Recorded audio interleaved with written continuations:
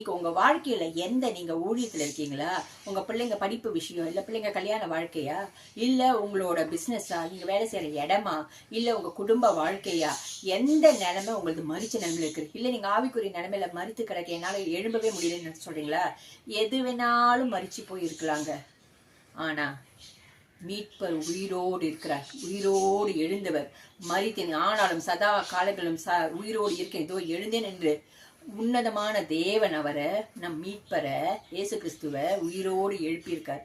அவர் உயிரோடு இருக்கிறதுனால நம்ம சூழ்நிலை மரித்த நிலைமையா காணப்பட்டாலும் சகாலத்தையும் உயிரோடு எழுப்பக்கூடிய உன்னதமான தேவன் நம் மீட்பர் உயிரோடு இருக்கிறார். நீங்க அறிக்கை எடுங்க.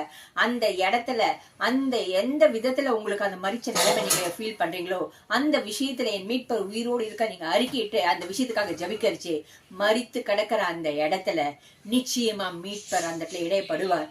அவர் உயிர்